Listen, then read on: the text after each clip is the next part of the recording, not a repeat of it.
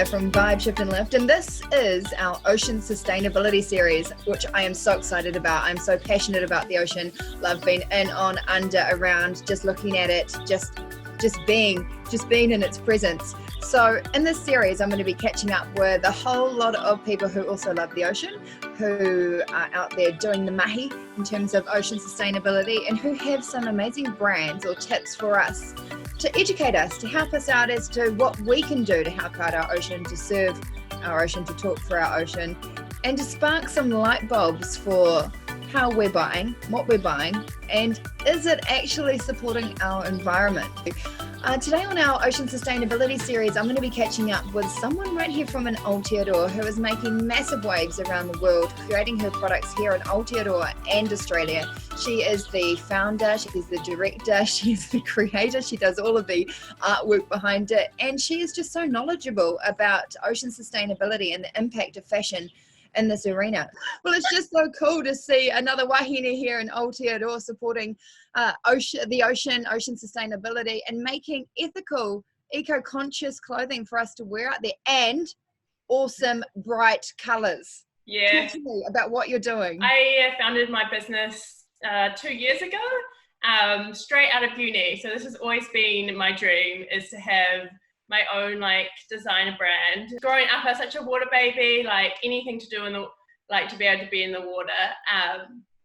Some days I would be in the water up to 5 hours a day around school. It was insane. I was in every water sport you could possibly think of. I also love design, so those kind of two loves have always sort of been combined. I was using the standard petroleum-based neoprene at uni, and then I realized the more and more research I did how bad it was in the environment, and it made me feel so guilty. But that's when I started finding more alternatives to the petroleum-based neoprene. So I've used limestone-based neoprene for my wetsuits. So the best part about it is that it's way better than the petroleum-based one because of its characteristics. It's got a high microcell structure, which makes it much warmer, and it keeps your warmth in, and it doesn't soak water in and stuff. So it's way superior, which is even better to be eco-conscious and better. To be eco-conscious, you don't want it to affect the durability or the functionality of the product, because then it just ends up in the landfill faster. And then it's am I actually being eco-conscious if it's just getting to the landfill faster? So it's so important to make sure it's still a durable material. And what's super interesting with wetsuits and the different types of neoprene is that, so I use limestone, but I also had to weigh up, I found a plant-based neoprene, which sounded super cool. And I was oh wow, that's perfect. But the more and more I researched into that, I realized that wasn't really as functional and durable as the limestone was, just because it didn't have enough stretch, and I'd just get crusty faster. And so it'd end up in the landfill faster. So I was okay, this is not great yet, but I know in a few years' time, hopefully that's something I can swap on to, because it'll be innovation will have taken off. Wow, that is so awesome to know all about this, because I've worked in the surf industry since I was, at high school, surf shops and for other large brands, and I've never known about the different types of materials that you can use for wetsuits, and they're still stretchy and they still keep you warm and do the business. So how did you actually start? That's a great question. It's been a whirlwind actually, because in my last year at uni, that's when I was playing around with the neoprene, and I did my graduate collection on these beautiful coloured wetsuits where I did digital printing on them and found the most prettiest colours ever. And that's when everything sort of just clicked to my head. I'm why can't I get pretty wetsuits like this anywhere? And just the response from that was, I don't think I could ever imagine, or you can't plan this kind of stuff. But from that, I entered this international design competition. And so the following year, I got into it as a finalist. It's quite funny. It's the ID International Designer Awards, which is in Dunedin. All these people from around the world. I think there was 41 finalists from 21 countries around the world. So it was amazing talent. And I got down there, TV3 and TV1 News wanted to follow my story and journey. And so I was on the news twice that week. I was what is happening? This is insane. And then I think the week after, I found myself on Vogue Italia's website. And then from that event, I won the award for most commercial collection, which was like amazing. I didn't expect that either. The ID International Awards committee, they decided to have like a runway show at New Zealand Fashion Week. So then later that year, I showed at New Zealand Fashion Week with them, which was also amazing because it's like one of my dreams, but also something you picture way, way, way far down the track, not like in the first year out of uni. So that was incredible. And so that whole year I spent working on launching my own label because I was like, obviously there's a gap in the market for this and there's such a positive response, like there's a need for this. But yeah, it was a whirlwind that coming out of uni and just really set me up for exactly where I wanted to be. Like, this is my childhood dream. That is such an inspirational story. I mean, there'll be so many other women and men watching this right now who are going, hang on a minute, I've got a dream. And it's just all about setting those wheels in motion, isn't it? To just start. And then for you, everything's coming steamrolling through, and we do need it. And old Teodor will support this because we're all ocean lovers. We love the ocean. So it's really brilliant what you've come up with. What challenges have you found along the way? First of all, we are so lucky to live in New Zealand where we are just surrounded by water. The other day it dawned on me, I was like, so many people probably have never seen the ocean in their entire life. And I just can't imagine that. The challenges definitely have been with sort of like owning a small business is the whole like ethical and eco-conscious side, because that takes obviously a lot more time and effort to find those resources of like where to get it made or what materials to use, because it's not like you take the first thing off the shelf that you find. It's like you've got to keep digging and digging and digging.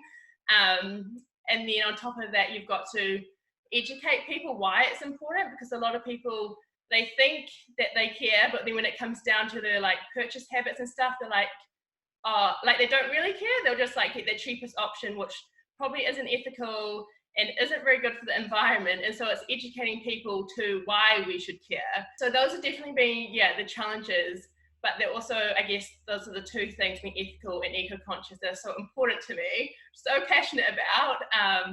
So yeah, I feel like privileged to be able to, I guess, educate and like speak about it and hopefully draw more awareness to those things. So with your range, talk to me, bright colours, very electric. I feel like if I was out in the ocean wearing one of your suits, it'd be like, you know, one of those like, yeah, here I am, free, riding the waves, vibing high, looking fly. I love that. What was your vision behind the whole colour scheme and design? I think, first of all, I love colour. And it started off with, back at uni when I started playing with these colours, as I was looking into colour psychology. And so I was looking what like each colour, like how that made you feel. And so I was coming up with this colour palette of like, I guess what made you feel like it's summer all year round. And so it was like this invincible summer. And so that's kind of where the colours started from. And now they're literally just my favourite colours because they remind me of summer all year round. And then, I just love prints, and I'm like a big doodler. Some of my designs have just come from like a piece of paper that I just started doodling, and I'm like, oh, that's cool. I'm a creative, so there's always so much going on in my head. So let's talk about your range that you've got online at the moment. Like I said, is that your mum who's helping out to make garments at the moment? She was. The other day I posted a picture of her in one of my suits. She is one of my biggest supporters. She like takes heaps of photos for me. She's amazing. I love it. You've got family and friends all involved, which is so cool. And are you going to be expanding into sort of like, you've got the one piece zip throughs at the moment. Are you going to be expanding into like little neoprene booty shorts and like little pops and things? I love that. Well, first of all, end of this month, we're going to launch our full wetsuits, which is like a long time coming. I'm super excited because that's what I need here now. Oh yeah, it's winter, right? I forget. I'm living over in Tulum and Bali, so I'm like, yes, New Zealand winter. Yes, what's coming? But yeah, after that, I could definitely want to keep like expanding my range as my business gets bigger and bigger. Prices. Let's talk prices. How can we swoop one of these wetsuits up, or an awesome swimsuit? And when can we order a steamer? Because I can tell you, bloody freezing my ass off down here in Gisborne. So the full wetsuits will come out the end of this month. So far we're all online, so because I know it's kind of scary to like obviously purchase wetsuits online, so we have like a returns policy, so you can like return them, get a new size, or if it doesn't fit you, which I also understand is like a scary thing as well, that you can obviously return and get your money back, because I understand what that's like. So yeah, we have returns and exchange policy, and so obviously our prices are slightly more expensive than those other like massive, I guess almost like fast fashion brands, because we are ethical and are eco-conscious, and the materials cost a lot more than the cheap petroleum gross stuff. And then also having our suits made in Australia and New Zealand, that obviously comes with a more expensive price tag just to be made.